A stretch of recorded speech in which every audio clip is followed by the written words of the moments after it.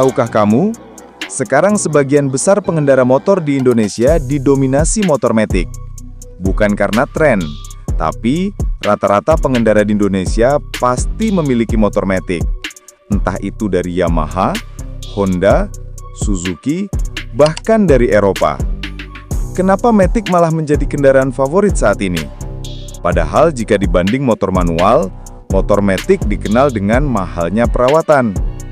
Tapi kenyataannya, mayoritas rakyat Indonesia pasti punya motor matic. Faktor utama kenapa motor matic menjadi motor nomor 1 di Indonesia, mungkin karena padatnya lalu lintas di Indonesia. Tercatat jumlah kendaraan bermotor di Indonesia lebih dari 168,27 juta. Dan kebanyakan adalah kendaraan roda 2 yang mendominasi sekitar 83–84%. Sejatinya angka tersebut akan mengalami peningkatan setiap tahunnya.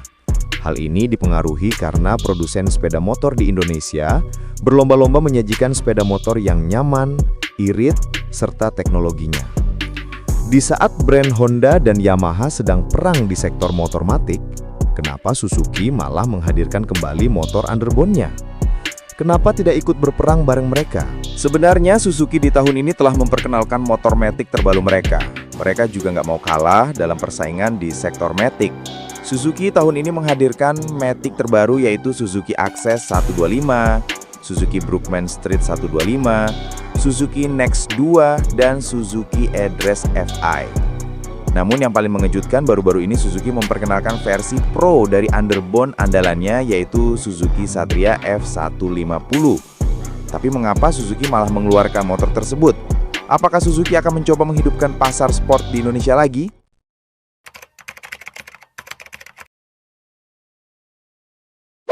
Di tengah pasar otomotif Indonesia yang didominasi oleh motor matic, Suzuki mengambil langkah berani untuk tetap mempertahankan dan menyasar segmen motor bebek sport.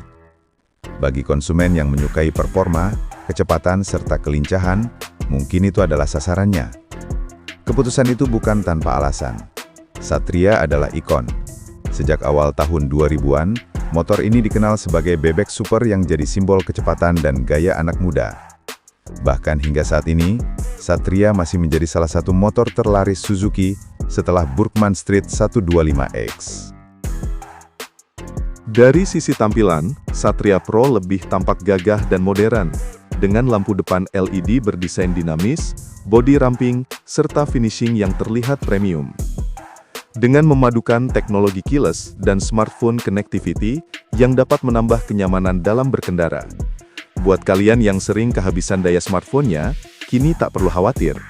Di bagian tengah bodi motor ini, kini terdapat kompartemen kecil berkapasitas 961 ml yang dilengkapi port USB tipe A dan lampu penerangan.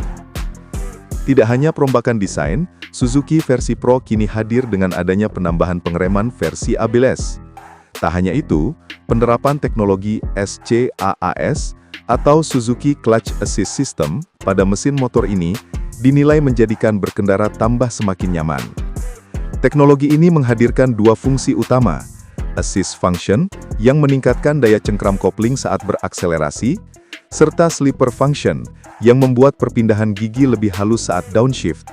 Dengan itu, pengendara disuguhkan perpindahan transmisi yang lembut dan nyaman di berbagai kondisi. Kini konsumen Indonesia tidak lagi disuguhkan dalam satu pilihan, namun kini Suzuki Indonesia memberikan dua opsi pilihan.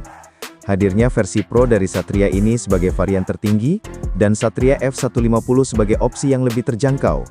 Keduanya tetap mempertahankan mesin DOHC 150cc legendaris, dengan tenaga besar, serta efisiensi tinggi. Dengan penyegaran desain, tambahan fitur modern, serta performa tangguh.